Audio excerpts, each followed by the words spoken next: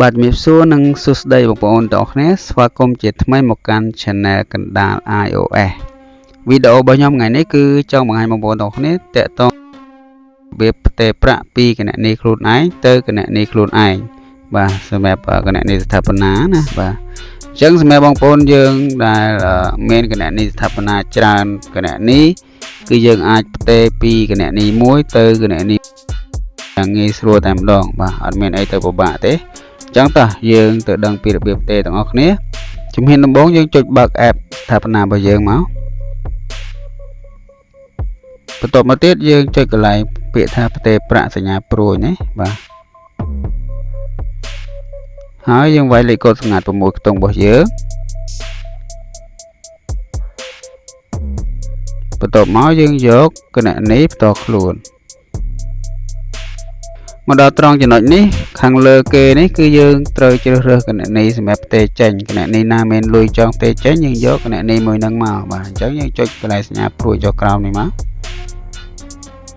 បន្ទាប់មកវានឹងបង្ហាញគណនីឲ្យយើងជ្រើសរើសអញ្ចឹងយើងរើសយកគណនីណាដែលមានលុយដែលចង់ផ្ទេរចេញឲ្យគេអញ្ចឹងណាបាទយើងរើសមកឧទាហរណ៍ថាគណនីរបស់ខ្ញុំមួយនេះមានលុយអញ្ចឹងខ្ញុំយកគណនីមួយហ្នឹងតែម្ដងអូខេបន្ទាប់មកទៀតយើងត្រូវជ្រើសរើសគណនីសម្រាប់ទទួលបាទអញ្ចឹងយើងចង់ផ្ទេរចូលគណនីមួយណាកន្លែងនេះយើងជ្រើសរើសមកយើងចុចកន្លែងសញ្ញាព្រួយនេះបាទដោយសារតែគណនីរបស់ខ្ញុំមានតែ2ទេអញ្ចឹងបន្ទាប់ពីជ្រើសរើសគណនីខាងលើសម្រាប់ផ្ញើចេញហើយកន្លែងនេះវាជ្រើសរើសតែវាផ្ដល់ជំរើសតែមួយទេ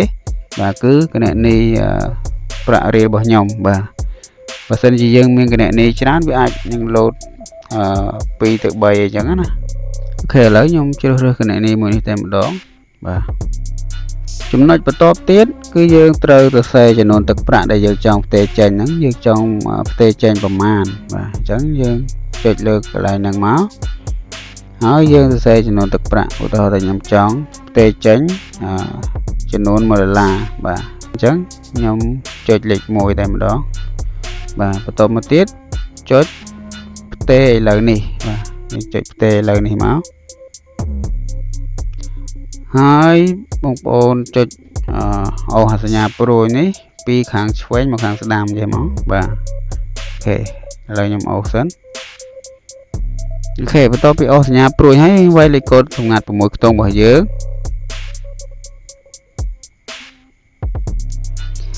បាទឥឡូវនេះការផ្ទេរប្រាក់របស់ខ្ញុំគឺទទួលបានជោគជ័យហើយគេដាក់ថា success នេះបាទមានលុយសញ្ញាគ្រីសអញ្ចឹងមានន័យថាយើងបានផ្ទេរប្រាក់រួចរាល់ហើយបាទ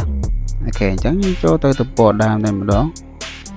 អញ្ចឹងវីដេអូរបស់ខ្ញុំថ្ងៃនេះមានតែប៉ុណ្្នឹងទេបាទអរគុណច្រើនសម្រាប់ការទស្សនាវីដេអូមួយនេះតាំងពីដើមរហូតដល់ចប់ហើយបើសិនជាបងប្អូនមានជាចម្ងល់អត់យល់តាមអត់ទាន់ត្រង់ចំណុចណាមួយបងប្អូនអាច comment សួរនៅខាងក្រោមវីដេអូឬក៏បងប្អូនអាចឆាតមកខ្ញុំផ្ទាល់បានអរគុណ